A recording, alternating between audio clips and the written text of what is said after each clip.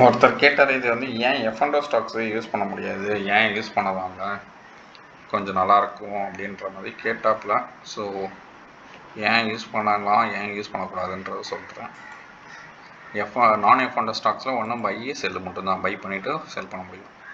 இதில் ஆப்ஷன்ஸ் இருக்குது, ஃபியூச்சர்ஸ் இருக்குது. ஒன்று இங்கே பை பண்ணிவிட்டு ஸ்டாக்கில் பை பண்ணிட்டு ஃபியூச்சரில் செல் பண்ணலாம், இல்லை ஃபியூச்சரில் செல் பண்ணிட்டு ஸ்டாக்கில் பை பண்ணலாம், இல்லை ஆப்ஷனில் இந்த மணியில் எடுத்து ஸ்டாக்கில் அவுட் ஆஃப் இடத்துல இருக்கிறப்ப செல் பண்ணி விட்டுடலாம். எப்படி வேணுமோ மாற்றியும் பண்ணலாம். ஸோ அதனால தான் எஃப்என்டோ ஸ்டாக் வந்து சூஸ் பண்ணாதீங்கன்னு சொன்னது. ஃபார் எக்ஸாம்பிள் இந்த ஏபிஎஃப்ஆரோட காமிக்கிறேன். இங்கே கேப் டவுன் ஆகி மார்க்கெட்டை இங்கே விழுந்தப்போ உங்களுக்கு ஹியூஜாக இங்கே 0லேருந்து 90 மில்லியன் கிட்ட ஹெவி டெல்டா வந்த மாதிரி காமிக்கும்.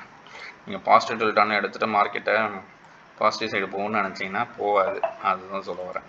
10% கிடைக்கும், 5% கிடச்சிடும், நல்லா 90 மில்லியனுங்க அப்படின்ற மாதிரி நினைக்கிறீங்க. ஆனால் அதான் கிடையாது. இங்கே பார்த்தீங்கன்னா பெருசாக எதுவுமே இல்லையா, இங்கேயும் நெகட்டிவ் டெல்டா பெருசாக இல்லை, இங்கே மட்டும் பாசிட்டிவ் டெல்டா இருக்குது. இது என்ன பண்ணியிருக்காங்கன்றதை ஷோ பண்ணுறேன். ஏன்னா அதனால தான் இது கொஞ்சம் கன்ஃபியூஷனாக இருக்கும் உங்களுக்கு, பார்க்குறதுக்கோ யூஸ் பண்ணுறதுக்கோ நிறைய தலைவலிக்கும், கொஞ்சம் கஷ்டமும் கூட. அதனால தான் நான் எஃப்என்டோ ஸ்டாக்ஸை ப்ரிஃபர் பண்ணிக்கோங்கன்றதை சொன்னேன். இந்த ஃபியூச்சர் இருக்க ஏபிஎல்எஃபோட ஃபியூச்சர் பார்த்திங்கன்னா தெரிஞ்சிடும். ஆனால் எல்லாத்துலேயுமே அதை கண்டுபிடிக்க முடியாது, ஒரு சிலர் கண்டுபிடிச்சலாம். இங்கே தெரியுதுங்களா, ஹெவி இங்கே இறங்க ஆரம்பிச்சிச்சா டெல்டா 4 மில்லியன்லேருந்து 8, 10க்கு அப்புறம் 15 அப்படியே கொஞ்சம் கொஞ்சமாக இறங்கியிருக்கு. ஆனால் ஸ்டாக்கில் பார்க்குறப்ப உங்களுக்கு டெல்டா வயது எதுவுமே நெகட்டிவ் டெல்டாவாக காமிக்கலையா, புரியுதுங்களா? இங்கே பாருங்கள், அதே மாதிரி கேப் டவுன் ஆச்சு, இங்கே நெகட்டிவ் டெல்டா எங்கேருந்து -1.8லேருந்து -10 மில்லியன் கிட்ட இருக்குது. அங்கே 90 மில்லியன் அது ஏன் வந்துச்சுன்றது சொல்கிறேன். அது வந்து இங்கே இருக்கிறதுக்குரிய தான். இதில் பார்த்தீங்கன்னா 9-10 இங்கே வரதெல்லாம் என்னென்னா, இது ஒரு லாட்டு, சரிங்களா? 10 மில்லியன் லாட்டுன்னா நீங்கள் யோசிச்சுக்கோங்க, அது தெரிஞ்சு லாட்டாக தான் கணக்கு கால்குலேட் ஆகும், ஓகேங்களா? ஸ்டாக்காக கால்குலேட் ஆகாது, இங்கே லாட் கணக்கில் கால்குலேட் ஆகும். ஏபிஎஃப்ஆர் ஃபியூச்சரில் ஒரு லாட்டுக்கு 50 ஸ்டாக்கு 100 ஸ்டாக்கு பார்த்துருப்பீங்களா, ஒவ்வொருக்கு ஏற்ற மாதிரி வச்சுருப்பாங்க. ஸோ அது பேஸ் பண்ணி கால்குலேஷன்ஸ். தெரியுதுங்களா வித்தியாசம்? இதுக்கும் அதுக்குமே பார்த்தீங்கன்னாவே நல்லா தெரிஞ்சிருக்கும். கேப் டவுன் ஆன் அப்போ நெகட்டிவ் டெல்டா ஆகி மார்க்கெட் நெகட்டிவ் சென்டிமெண்ட்டில் இருக்குன்னு, ஆனால் அங்கே பாசிட்டிவ் டெல்டா கொடுத்து உங்களுக்கு குழப்புதா? ஸோ அதனால தான் நீங்கள் வந்து ஃபியூச்சர்ஸ் இதாக பார்க்காதீங்க, ஸ்டாக்கை பார்த்துட்டு நீங்கள் நம்பி வாங்கிடாதீங்க. எஃப்என்டோ ஸ்டாக்கை பார்த்துட்டிங்கன்னா கொஞ்சம் கஷ்டம், அதுதான் வேணான்றேன், சரிங்களா? ரெண்டுத்துக்கும் வித்தியாசம் தெரிஞ்சிருக்கும்னு நினைக்கிறேன். ஸோ ஃபியூச்சருக்கும் ஏபிஎஃப்ஆர் நார்மல் ஸ்டாக்குக்குமே டிஃப்ரென்ஸு, சரிங்களா? அதனால தான் நீங்கள் வந்து, ஏன்னா கன்ஃபியூஷன் அது எக்ஸ்பீரியன்ஸ் ஆகணும், ரொம்ப டைம் எடுக்கும் நீங்கள் பண்ணுறதுக்கு. ஸோ அதனால் வேண்டாம் அப்படின்றது தான் சொல்ல வரேன், தெரியுதுங்களா? இந்த ஃபால் ஆகப்போ பார்த்தீங்களா டெல்டா ஹெவி ஆகி அப்படியே கண்டினியூ ஆகிட்டுருக்கு, திருப்பி அடுத்த மாதம் அப்படியே இதாகிட்டுருக்கு. அதுதான் வித்தியாசம். ஃபார் எக்ஸாம்பிள் வேறு எங்கேயாவது எடுத்திங்கனாலும் சரி, சேம் பேட்டர்ன் ஃபாலோ ஆகாது நிறைய நேரத்தில். இந்த கேப் டவுன் ஆகிருக்கு, அங்கேயுமே கேப் டவுன் ஆகிருக்கு. இது ஏப்ரல், ஓகேங்களா? இந்த ஏப்ரலில் ஃபியூச்சர்ஸ் நான் காமிக்கிறேன். ஏன்னா வித்தியாசம் தெரிஞ்சால் தான் நீங்கள் வந்து ஏன் அந்த கன்ஃபியூஷன் வருதுன்னு தெரிய வரும், பார்க்கக்கூடாதுன்றது. இன்டர்நெட் கொஞ்சம் ஸ்லோவாக இருக்குதுன்னு நினைக்கிறேன், அதனால்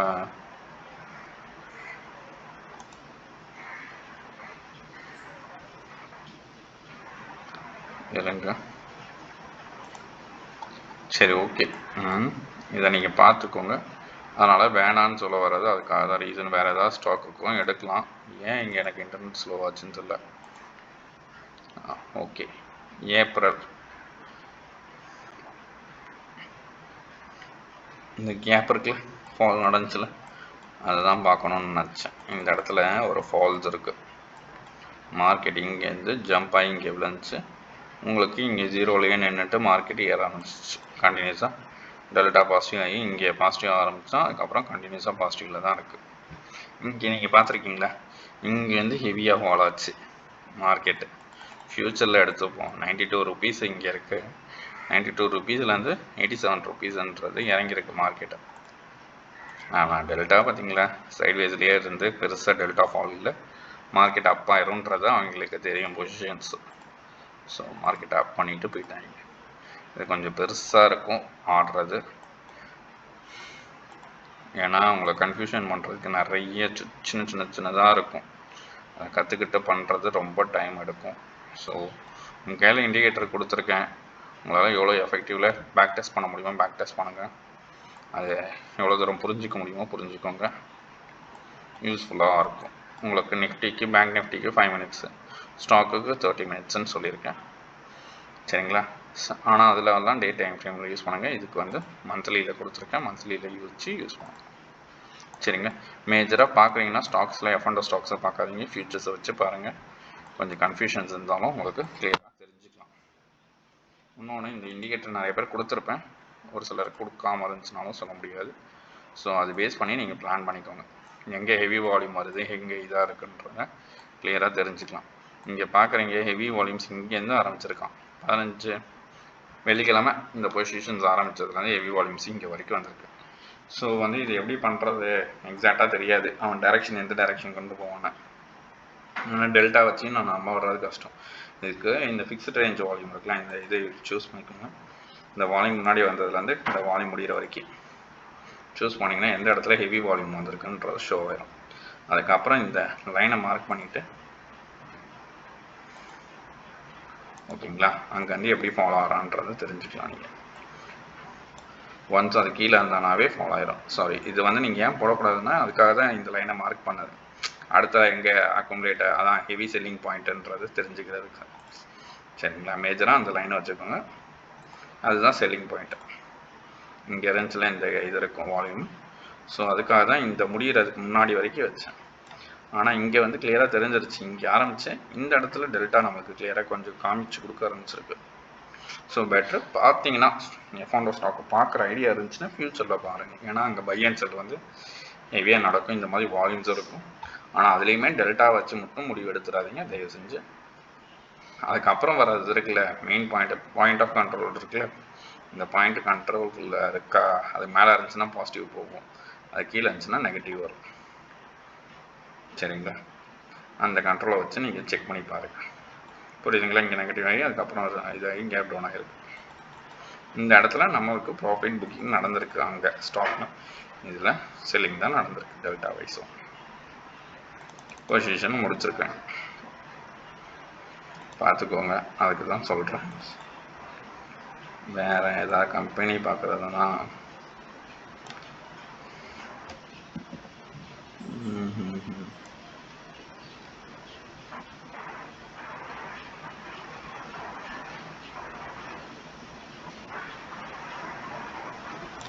சரி ஆல்கம் எடுக்கிறேன்.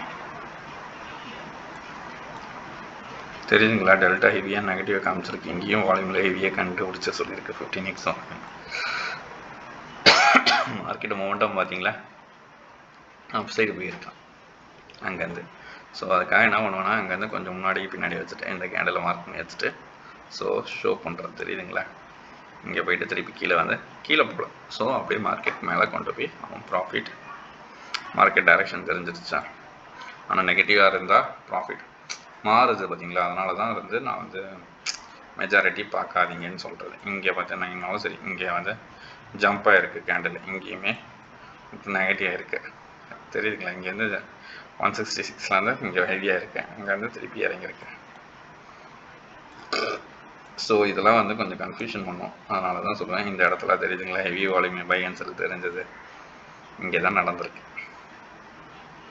இதை மார்க் பண்ணி கண்டுபிடிச்சிங்கன்னா கொஞ்சம் கஷ்டம்தான், அதனால தான் வேணான்றது. நிறைய கன்ஃபியூஷன்ஸ் வரும், அது எதுக்கு, அது அப்படி பண்ணாதீங்க. நீங்கள் ட்ரையல் பண்ணி பாருங்கள், உங்கள்கிட்ட கொடுத்துருக்க எல்லாத்தையுமே பேக் டெஸ்ட் பண்ணி நல்லா அனலைஸ் பண்ணி இது எவ்வளோ தூரம் யூஸ்ஃபுல்லாக ஆக்க முடியும்னு பாருங்கள். அதேமாதிரி ஹெவி ஆர்டர்ஸ்லாம் வருது, இந்த